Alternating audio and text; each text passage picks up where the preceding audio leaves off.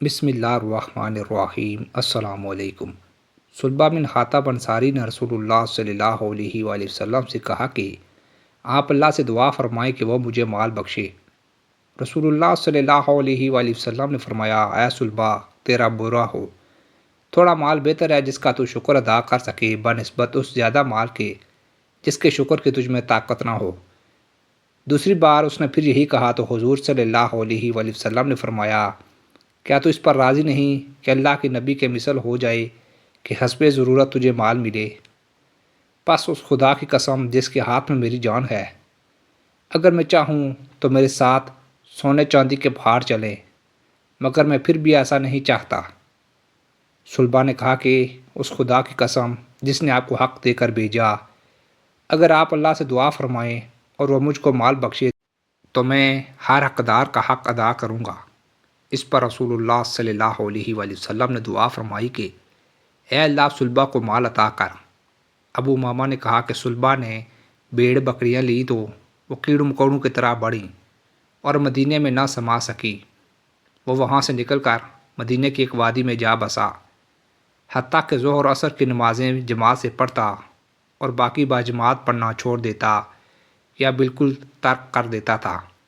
پھر اس کا مال اور بڑھا اور کثیر ہو گیا، حتیٰ کہ اس نے جمعہ کے سوا اب باجماعت نمازیں ترک کر دیں۔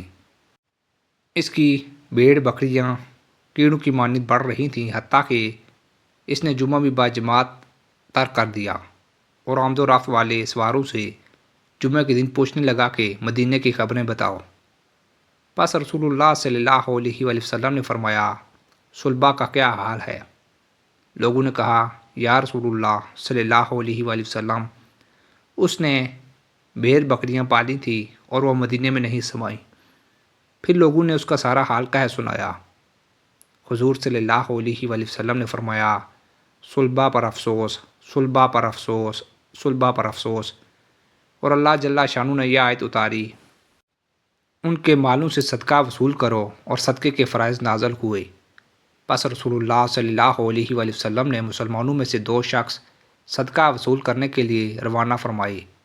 ایک شخص جہینہ سے تھا اور دوسرا بنو سلیم سے تھا، اور انہیں صدقے کا حساب لکھ کر دیا کہ مسلمانوں سے کس طرح صدقہ وصول کریں، اور ان سے فرمایا، تم دونوں صلبہ اور بنو سلیم کے فلاں شخص سے صدقات وصول کرو۔ وہ دونوں نکل کر صلبہ کے پاس گئے اور اس سے صدقہ طلب کیا، اور اس کو رسول اللہ صلی اللہ علیہ وآلہ وسلم کا ہاتھ پڑھوایا۔ وہ کہنے لگا، یہ تو جزیہ ہے، یہ تو جزیہ کی بہن ہے، مجھے نہیں معلوم کہ یہ کیا ہے، تم جاؤ اور فارغ ہو کر میرے پاس آنا۔ ان کے آنے کی خبر اس سلمہ شخص نے سنی تو اس نے اونٹوں میں سے بہترین عمر کے اونٹ نکالے اور ان کو صدقہ کے لیے الگ کر لیا اور انہیں لے کر ان دونوں کا استقبال کیا۔ جب انہوں نے وہ اونٹ دیکھے تو کہنے لگے کہ تجھ پر یہ فرض نہیں ہے، ہم تجھ سے یہ نہیں لینا چاہتے۔ اس نے کہا کہ نہیں، تم یہی لے لو، میں دل کی خوشی سے دیتا ہوں۔ انہوں نے اس سے وہی لے لیے۔ پھر وہ اور لوگوں کے پاس گئے اور ان سے صدقات لیے۔ پھر وہ صلبہ کے پاس گئے تو اس نے کہا کہ مجھے اپنا خط دکھاؤ۔ اسے پڑھ کر پھر وہی کہا کہ یہ تو جزیہ ہے، یہ تو جزیہ کی بہن ہے، تم جاؤ، میں اپنے بارے میں سوچوں گا۔ وہ دونوں نبی کریم صلی اللہ علیہ وآلہ وسلم کے پاس جا پہنچے۔ جب آپ صلی اللہ علیہ وآلہ وسلم نے انہیں دیکھا تو فرمایا، افسوس صلبہ کی بربادی پر۔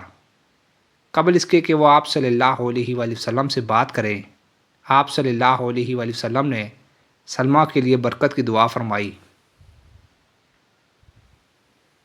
ان دونوں نے آپ صلی اللہ علیہ وآلہ وسلم کو صلبہ اور اس سلمہ کے بارے میں بتایا۔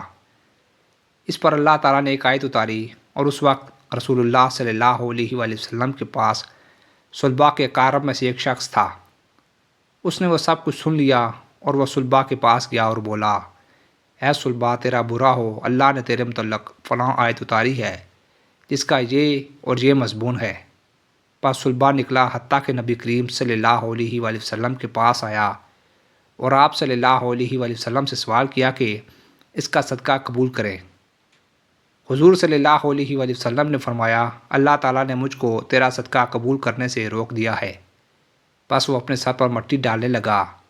آپ صلی اللہ علیہ وآلہ وسلم نے اسے فرمایا، یہ تیرا ہی کیا دھرا ہے، میں نے تجھے حکم دیا تھا مگر تو نے میری بات نہ مانی۔ جب رسول اللہ صلی اللہ علیہ وآلہ وسلم نے اس کا صدقہ قبول کرنے سے انکار فرمایا تو وہ اپنے مسکن پر واپس چلا گیا۔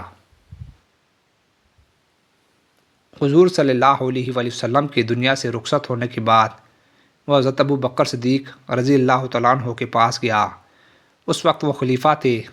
اس نے کہا کہ آپ کو رسول اللہ صلی اللہ علیہ وآلہ وسلم کے ہاں میرا درجہ معلوم ہے اور انصار میں میرا مقام بھی جانتے ہیں، تو میرا صدقہ قبول فرمائیے۔ حضرت ابو بکر صدیق رضی اللہ تعالیٰ عنہ نے یہ کہہ کر انکار کر دیا کہ تیرا صدقہ رسول اللہ صلی اللہ علیہ وآلہ وسلم نے قبول نہیں فرمایا تھا۔ پھر ابو بکر صدیق رضی اللہ تعالیٰ عنہ کے وصال کے بعد حضرت عمر فاروق رضی اللہ تعالیٰ عنہ خلیفہ ہوئے تو صلبہ آپ کے پاس گیا اور کہا، اے امیر المومنین، میرا صدقہ قبول فرمائیے۔ انہوں نے فرمایا کہ تیرا صدقہ نہ تو رسول اللہ صلی اللہ علیہ وآلہ وسلم نے قبول فرمایا تھا، نہ حضرت ابو بکر صدیق رضی اللہ تعالیٰ عنہ نے، میں تیرا صدقہ کیسے قبول کر لوں؟ حضرت عمر فاروق رضی اللہ تعالیٰ عنہ نے اپنی وفات تک اس کا صدقہ قبول نہ فرمایا۔ پھر جب حضرت عثمان غنی رضی اللہ تعالیٰ عنہ خلیفہ ہوئے تو صلبہ آپ کے پاس گیا اور کہا، میرا صدقہ قبول فرمائیے۔ انہوں نے فرمایا، اسے رسول اللہ صلی اللہ علیہ وآلہ وسلم نے قبول نہ فرمایا، حضرت ابو بکر و عمر نے قبول نہ فرمایا، میں تجھ سے کیسے قبول کر لوں؟ پس حضرت عثمان غنی رضی اللہ تعالیٰ عنہ نے بھی قبول نہ کیا۔ پھر صلبہ حضرت عثمان غنی رضی اللہ تعالیٰ عنہ کی خلافت میں ہی ہلاک ہو گیا۔ اللہ تعالیٰ ہمیں اس واقعے سے عبرت حاصل کرنے کی توفیق عطا فرمائی۔ آمین یا رب العالمین۔